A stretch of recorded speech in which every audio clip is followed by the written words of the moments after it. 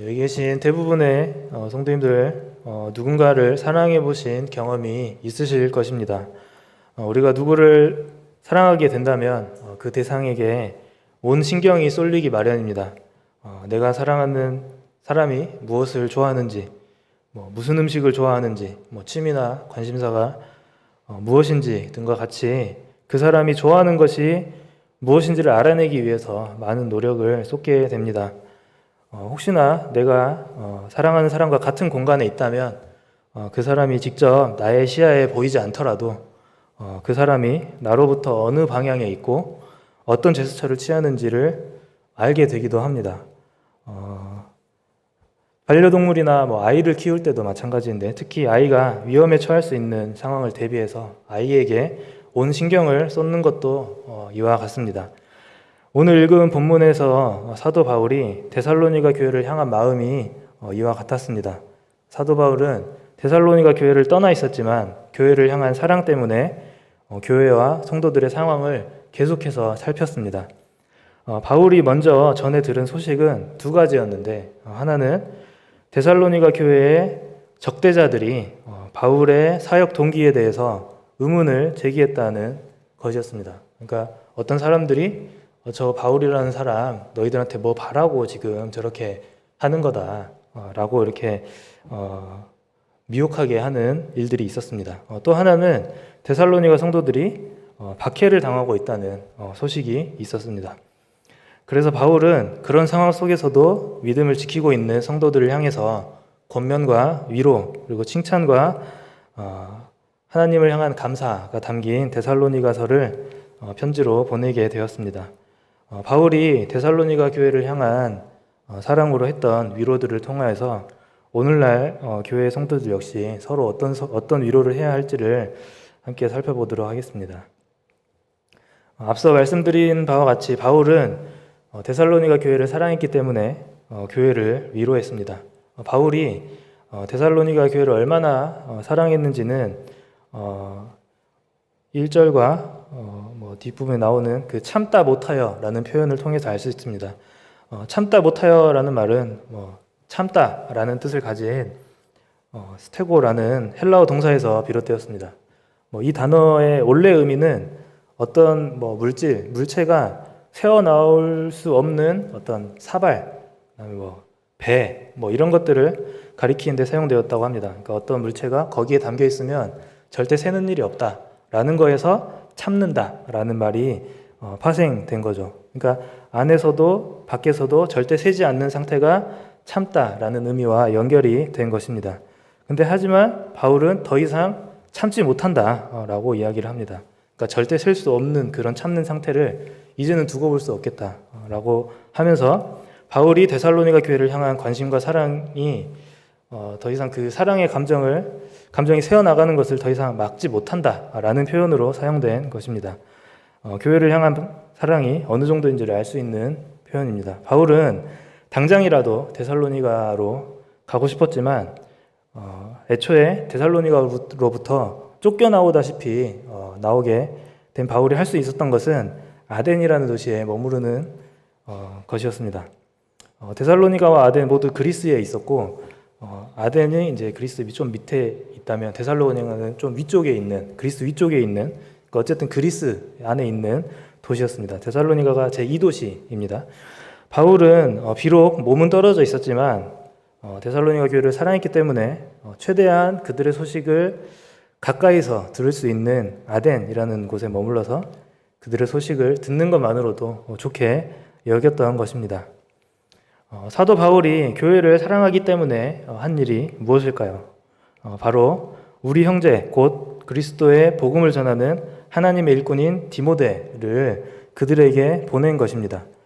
데살로니가 교회를 사랑했던 바울은 자신이 데살로니가로 가지 못하자 자신의 분신과도 같은 믿음의 동역자인 디모데를 데살로니가로 보냈습니다.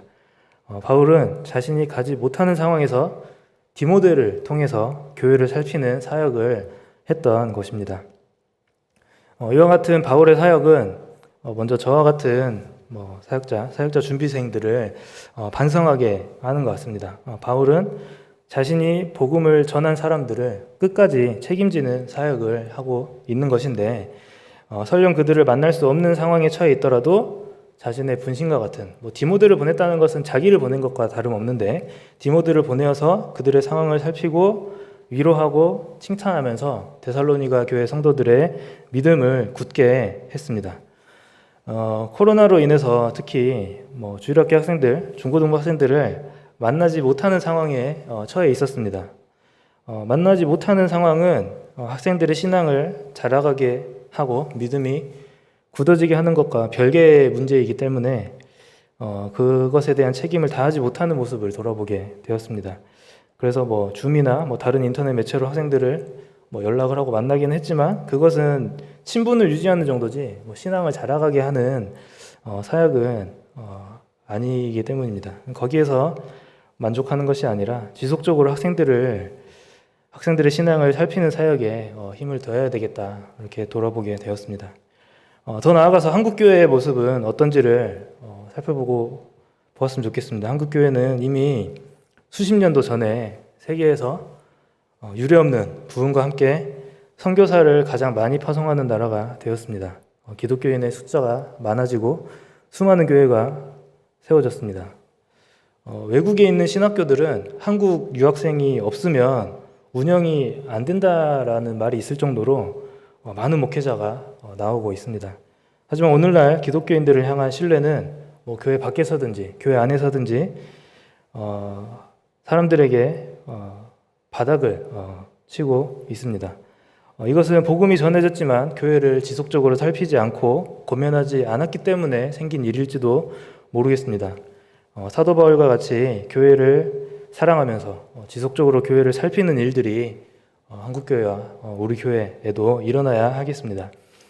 우리는 교회를 얼마나 사랑하고 있습니까? 성도들 서로가 위로해야 된다라는 것을 이야기하기 전에 바울이 보여주었던 교회를 향한 사랑이 우리에게도 있는지를 먼저 돌아보아야 하겠습니다. 교회를 향한 사랑이 없이는 성도들 서로가 서로를 돌아볼 수 없고, 서로 돌아보지 않으면 위로하거나 권면하거나 할 수 없기 때문입니다.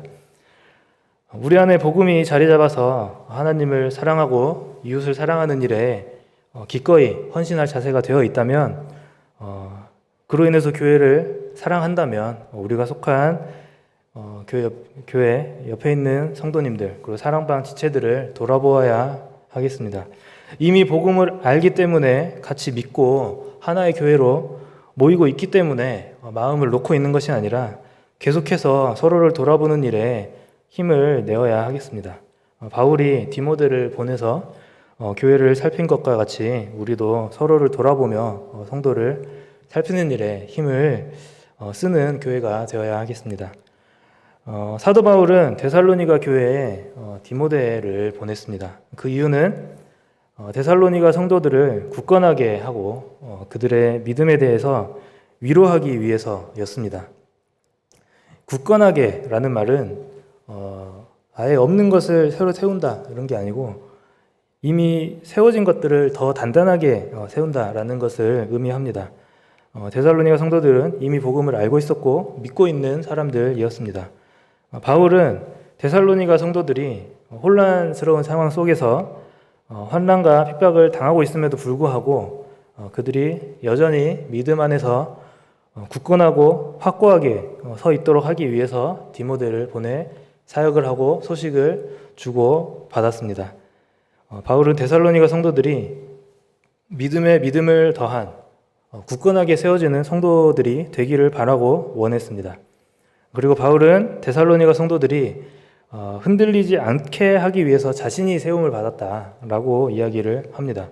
바울은 데살로니가 성도들이 받는 고난과 핍박으로 인해 그 사람들이 그리스도를 떠나서 방황하게 될까봐 늘 염려하고 걱정했습니다. 그렇기 때문에 최대한 그들의 소식을 들을 수 있는 곳으로 와서 그들의 소식을 들었던 것입니다. 하지만 동시에 자신이 해야 될 일이 무엇인지를 분명하게 알고 있었고 그것을 위해서 하나님께서 자신을 사도로 세우셨다라는 것을 고백합니다. 그리고 바울 스스로도 자신도 사도라서 자기가 사도이기 때문에 성도들에게 위로를 주기만 하는 존재가 아니라 자신도 성도들의 믿음을 통해 위로를 받았다라는 감사의 고백을 데살로니가서에 기록을 하기도 했습니다. 그러니까 교회 안에 성도들이 서로 굳건하게 하고 위로하는 것이 이런 것과 같은 것 같습니다. 그리스도인의 삶에는 환난과 핍박이 당연히 따라오게 됩니다. 그것이 복음을 전하는 삶이라면 더욱 그렇습니다. 예수님께서 죽으시고 부활하시고 승천하신 후에 예수님의 제자들은 예수님께서 보내시겠다고 약속하신 성령님을 받았습니다. 성령께서는 제자들의 믿음을 더욱 굳건하게 세우셨는데 그래서 예수님의 제자들은 복음 전도자의 삶을 살 수 있었습니다. 예수님의 제자들은 성령을 받아서 복음을 전했고 사도행전에 보면 수차례 살아있고 힘이 있는 하나님의 말씀을 통해서 많은 사람들이 회심을 하고 그 믿는 세력이 커졌다라는 놀라운 역사를 경험했습니다. 하지만 한편으로 그들을 기다리고 있었던 것은 예수 그리스도의 이름을 전하지 말라라는 위협적인 협박이었습니다. 그때 제자들과 예루살렘 교회 공동체는 공회의 협박을 없애달라고 기도하지 않았습니다. 오히려 하나님의 말씀을 더욱 담대히 전하게 해달라고 기도했습니다. 자신들이 해야 할 일이 무엇인지 마땅하게 알고 있었기 때문입니다. 이 소명의식이 분명한 제자들과 예루살렘 교회 공동체는 한마음 한뜻으로 기도하며 서로가 서로를 굳건하게 세워갔습니다. 모여서 기도하고 사도들의 소식을 듣고 집사들을 통해서 구제와 봉사하는 일에 계속해서 더 좋은 구제와 봉사를 할 수 있기 위해서 노력하고 그 결과 물건을 서로 통용하는 교회, 그래서 모든 일들이 하나님께 영광이 되는 교회가 되었고 그 모임이 그들에게는 위로가 되었습니다. 시간이 흘러서 여전히 하나님께서는 데살로니가 교회에도 사도 바울과 디모데를 보내셔서 그들의 소식을 서로 전하고 기도하면서 위로하면서 그들을 굳건하게 세워 가셨습니다. 환난과 핍박이 여전히 있지만 성도들로 하여금 서로 굳건하게 세워가면서 서로를 위로하는 공동체인 교회로 모이게 하신 것입니다. 하나님께서는 지금도 여전히 이 땅에 교회들을 통해서 성도들을 굳건하게 하시고 서로 위로하는 존재로 부르셔서 모이게 하셨습니다. 우리는 이 사실을 알고 있지만 늘 새롭게 깨달아야 하겠습니다. 사도 바울과 같이 내가 내 옆에 있는 성도들을 굳게 하고 위로하는 그리스도인다 라는 사실을 깨달아야 하겠습니다. 혹은 반대로 내가 연약할 때 내 옆에 있는 성도가 나를 굳건하게 하고 위로를 주는 그리스도인이다 라는 신뢰가 있어야 하겠습니다. 그렇게 우리는 서로 흔들리지 않는 믿음을 가진 흔들리더라도 다시 굳어지고 서로를 위로하는 성도, 교회 공동체가 됩니다. 우리에게 환난과 핍박이 닥쳐올 때 혹은 삶의 고통이 우리의 믿음을 가릴 때 눈앞에 의지할 곳이 보이지 않을 때 다른 가치관이나 눈에 좋아 보이는 것들이 우리의 신앙을 연약하게 할 때 서로를 굳건하게 세우고 위로할 수 있는 성도님들이 되시기를 소망합니다. 그렇다면 성도들이 주고받는 위로는 무엇일까요? 성도들이 주고받는 위로는 성도들을 살게 하는 위로입니다. 8절에 보시면 바울은 데살로니가 교회 성도들에게 그러므로 너희가 주 안에 굳게 선즉 우리가 이제는 살리라 라고 말합니다. 바울은 그동안 자신이 사랑하는 데살로니가 교회의 소식을 듣고 걱정과 염려가 가득했습니다. 물론 하나님을 향한 신뢰가 있었기 때문에 하나님께서 회복시켜 주실 것이고 다시 굳건하게 세워주실 것이라는 믿음이 있었겠지만 당장 임했던 그런 환난과 핍박 때문에 걱정과 염려가 가득했을 것입니다. 하지만 데살로니가 성도들이 믿음을 지키고 있다는 소식에 우리가 이제는 살겠다라며 크게 안심을 합니다. 존 스토트라고 하는 분은 이 표현을 이제는 우리가 새로운 생명의 기간을 부여받았다라고 표현을 했습니다. 교회가 굳건히 세워져 간다는 소식이 다른 사람들에게는 생명이 연장되는 그런 일이 될 수 있다는 뜻이죠. 이 소식은 바울과 그의 동역자들로 하여금 생명이 연장되는 숨을 쉬는 것과 같은 기쁜 소식이었습니다. 이 소식은 걱정과 염려로 죽어가는 바울에게 생명을 주는 기쁜 소식이 되었습니다. 그리고 이어서 이 기쁜 소식에 대하여 하나님께 깊은 감사를 표현하고 있습니다. 바울은 이 기쁜 소식이 하나님께로부터 왔다라는 것을 알았기 때문입니다. 성도들이 교회로 모여서 서로를 위해서 굳건히 세워져 가는 그런 모든 일들이 성도들 서로를 위해서 스스로 그렇게 한 것이 아니라 하나님께로부터 왔던 그 믿음으로 인한 하나님께서 우리에게 은혜로 구원을 주신 그 믿음으로 인해 모이게 되었다는 것을 알고 있었기 때문에 그 기쁜 소식을 하나님께 감사하고 있는 것입니다. 본문에 나와 있지는 않지만 데살로니가 성도들 역시 바울이 쫓겨나고 바울의 사역의 의도가 오염된 상황 속에서 환난과 핍박이 더욱 심해지는 상황 속에서 바울의 소식이 궁금했을 것이고 바울이 우리와 함께 있었다면 어떤 가르침과 조언을 주었을까 이렇게 생각도 하면서 바울을 만나기를 바라고 기대했을 것입니다. 그러던 중에 믿음의 동역자인 디모데가 바울의 편지를 들고 그들을 찾아왔습니다. 바울이 무사하고 그들을 만나기를 고대한다는 소식은 데살로니가 교회 사람들에게도 생명을 연장하는 위로가 되었을 것입니다. 어느 한쪽만 위로를 받는 것이 아니라 양쪽 모두 서로를 살리는 위로를 받게 된 것입니다. 우리 교회의 성도들 간의 위로가 이들과 같이 서로를 살리는 위로가 되어야 하겠습니다. 성도들의 위로는 서로 기분만 좋게 하는 감정적인 위로와는 차원이 다릅니다. 그 위로는 하나님으로부터 온 위로입니다. 성도의 위로는 서로에게 새로운 날들을 살아갈 수 있는 생명의 기간을 부여할 만한 위로가 됩니다. 우리가 함께 믿음을 지키면서 굳건히 세워져가는 기쁜 소식은 우리가 함께 하나님의 자녀로 살아갈 수 있는 힘의 가장 큰 원동력이 됩니다. 그 사람들이 모여서 교회를 이루고 함께 하나님께 감사하며 영광을 돌리는 삶을 살게 되는 축복을 누리게 됩니다. 성도의 위로를 통해서 이 땅에 교회가 생명력이 넘쳐 살아있는 교회가 되기를 소망합니다. 말씀을 정리하도록 하겠습니다. 하나님께서는 예수 그리스도를 통해서 우리에게 참된 기쁜 소식, 복음을 전해 주셨습니다. 이 복음은 우리를 영원한 죽음에서 건져내어서 하나님 나라에서 영원히 살게 하는 영원한 위로를 주시는 기쁘고 복된 소식입니다. 그리고 하나님께서는 예수 그리스도를 통해서 구원을 우리에게 선물로 주셨습니다. 또 보혜사 성령을 통해서 우리가 예수님을 주와 그리스도로 믿도록 하셨습니다. 그 결과 우리를 예수 그리스도를 믿는 사람들의 거룩한 무리, 성도로 부르셨고 교회로 세우셨습니다. 교회 안의 성도들은 믿음 안에서 하나가 되어야 합니다.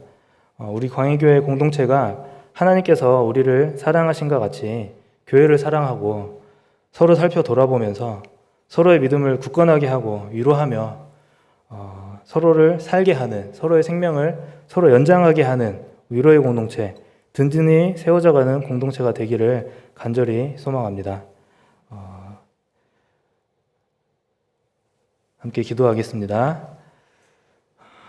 사랑과 은혜가 풍성하신 하나님 아버지, 오늘 하루도 주님 앞에 나와서 함께 주님을 찬양하고 함께 말씀을 듣고 주님께 드리는 예배로 마무리하게 하심을 너무나도 감사를 드립니다. 그리고 특별히 우리를 한 사람 한 사람 창세전부터 구원하시기 위하여서 하늘에 속한 신령한 복을 우리에게 주시기 위하여서 계획하심을 너무나도 감사를 드립니다. 그리고 예수 그리스도를 통하여서 그리고 성령 하나님을 통하여서 우리에게 믿음을 주시고 우리의 믿음이 더욱 굳건해지는 놀라운 은혜를 허락하심에 너무나도 감사를 드립니다. 그 일들을 통하여서 우리를 하나의 교회 공동체로 모이게 하심도 너무나도 감사를 드립니다.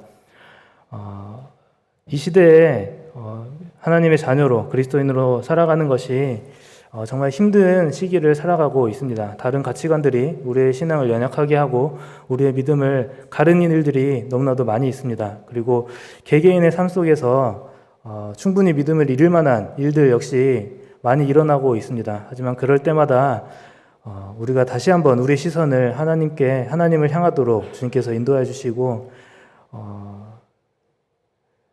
그렇지 못하더라도 우리 옆에 있는 성도들을 통하여서 우리가 서로를 위로하며 서로 굳건히 세워져가는 하나의 교회가 될 수 있도록 주님께서 인도해 주시기를 간절히 소망합니다.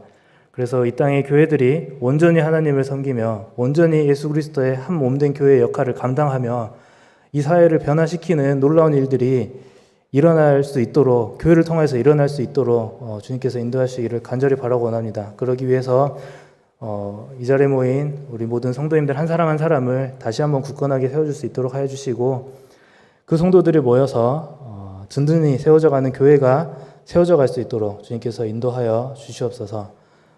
올 한 해 우리 교회가 해나갈 일들을 기대하며 하나님 앞에서 온전한 믿음, 굳건한 믿음을 가지고 신앙생활을 계속해서 해나가는 하나의 몸된 교회가 되기를 간절하게 바라고 소망합니다. 오늘 하루도 평안한 밤을 허락하여 주시고 믿음으로 인하여서 기쁘고 풍성한 삶을 누릴 수 있는 성도님들이 되게 하여 주시옵소서. 예수님의 이름으로 기도드립니다. 아멘. 찬송가 209장 함께